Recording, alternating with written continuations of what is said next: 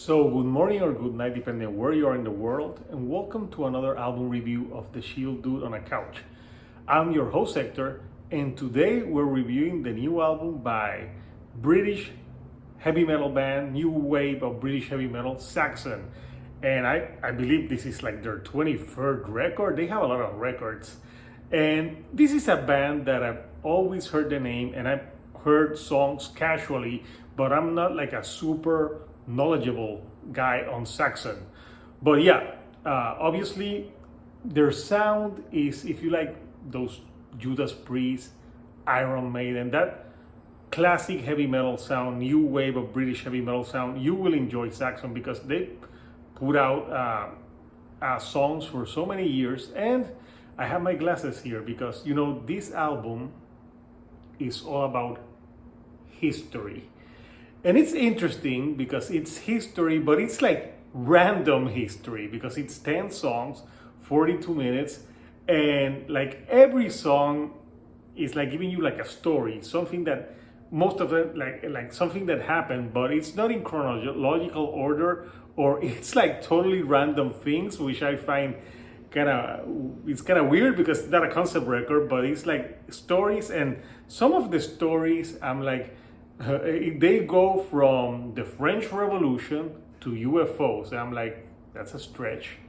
Then they talk about like other thieves that happen, and it's pretty interesting, but kind of weird in a way. But yeah, if you want to know more about history, obviously JC Rock and Metal Reviews will give you that. But I can tell of what I thought about this record while I was listening to it. So yeah, it's 10 tracks. So the first, they open with an intro track called The Prophecy, and it's kind of corny. It's like, oh, the prophecy. And they're like, it builds up until it goes into the first single that the band released for this, which is Hell, Fire, and Damnation. And that one is a great song.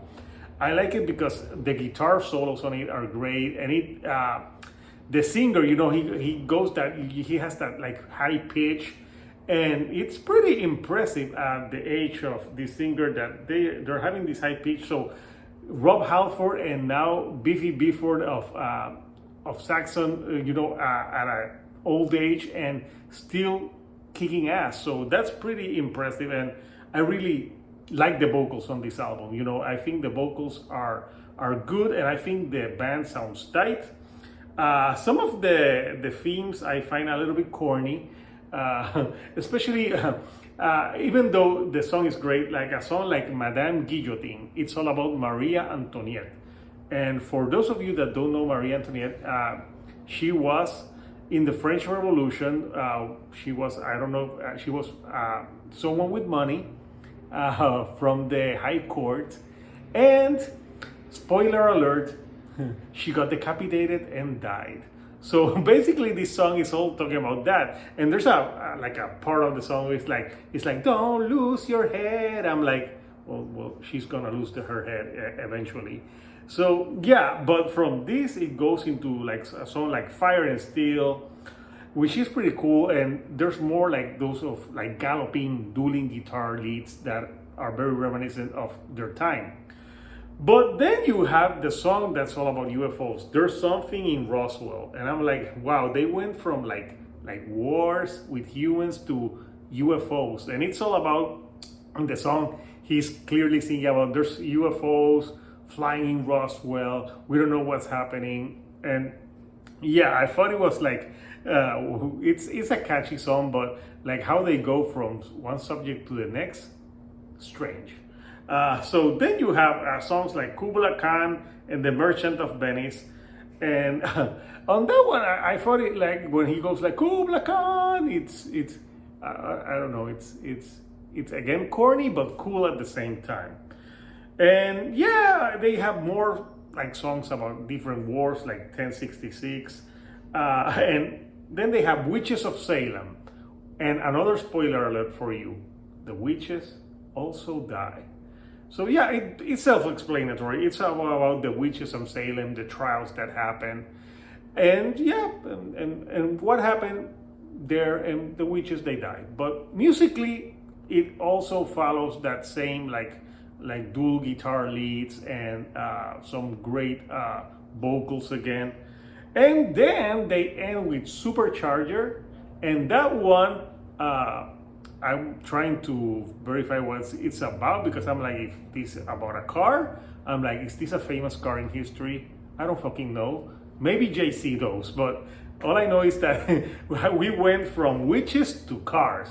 So yeah, this album is all over the place in themes, but you know what? It's a fun record.